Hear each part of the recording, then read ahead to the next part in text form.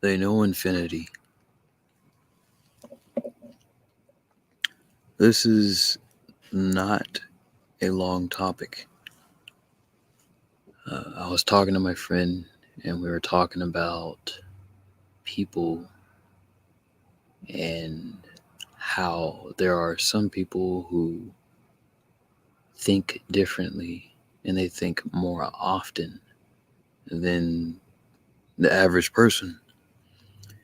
And they're isolated by their thoughts and away from other people because they oftentimes have a lot of things that they want to share with other people, but they either never get the chance or people call them lame or they think it's weird that they're thinking about something so mundane. So they get criticized into oblivion. So they're kind of forced right back into that loneliness. The loneliness being their thoughts. Their so you get the people, small group of people who are thinkers, and then you get the titans. I would call them the mind titans. So these would be your Nikola Teslas. This would be your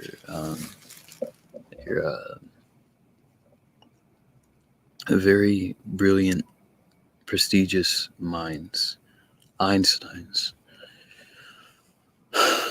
So many times people revere these individuals because they feel they could make a fortune if they could only think what those people are thinking. If they were only as intelligent, they could be liked by more people, have more power, and make a fortune.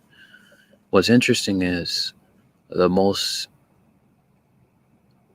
intelligent people seem to have a desire, is my guess. They seem to have had a desire to want to give back to other people. Nikola Tesla, he wanted to give knowledge back to people. He wanted to pay tribute to the knowledge by giving it back and by allowing people to live independent lives free of the burden of fossil fuels, the burden of, having to be chained to the monetary system. He wanted people to have free energy. There are people out there who think, and they think often, and their thoughts are not often heard, but they're very compelling, very deep people. They're very deep in thought, and they're often ridiculed into their silence. Some of them are just silent in general, and they've just always been silent. But these individuals can offer us a glimpse into aspects of our own lives and into how we run things that can change the world, much like Nikola Tesla, much like the avant-garde thinkers, intellectuals, physicists of our time. These individuals, it doesn't really matter what sex they are. They can be male or female. Many times they're just drawing inspiration from the ether. They're drawing their inspiration from an otherworldly source, and they're just listening.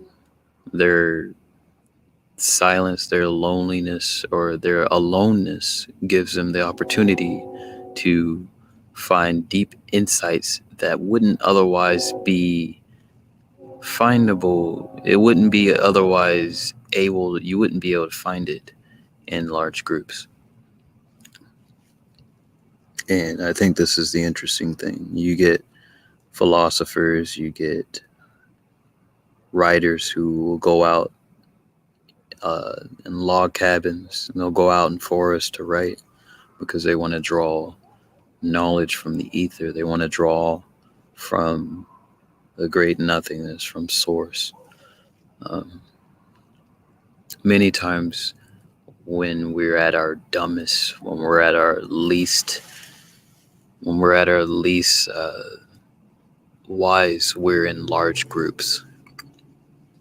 Which the interesting thing about that is, as we've developed social media and technology, specifically being able to talk to a lot of different people with the click of a button, it's kind of dumbed us down in a lot of ways. We're not as profound, we're not as deeply rooted as we could be.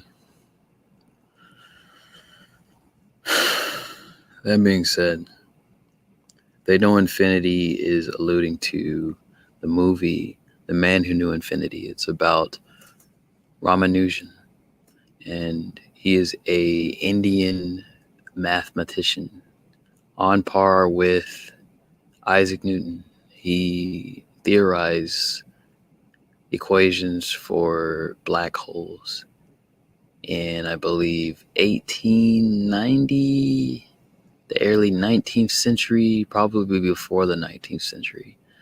He actually started learning elementary mathematics, and he taught himself all the way from arithmetic all the way up to pretty much the highest level of math at that time.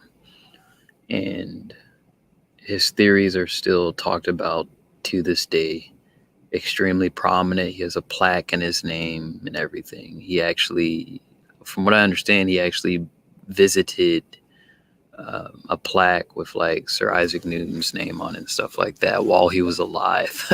So he was aware of great mathematicians while he was alive, which is interesting. So the people, when I say the man who knew infinity, is saying, well, he was, he came about this great information. His source of understanding the information supposedly came from God.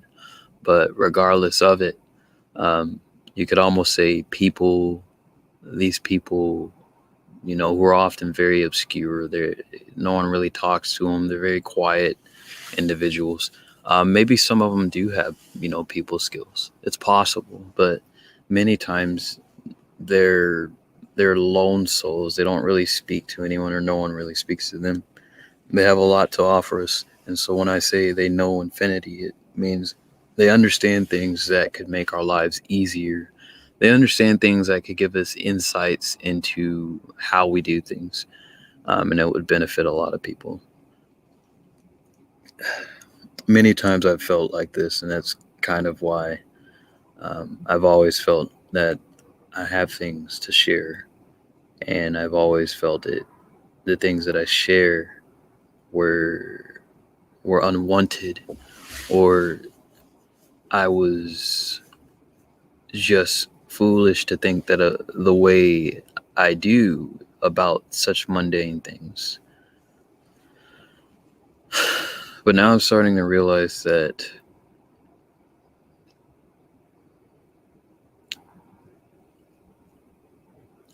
some of these things just come in time, and not everyone's going to be open to hearing what you have to say, but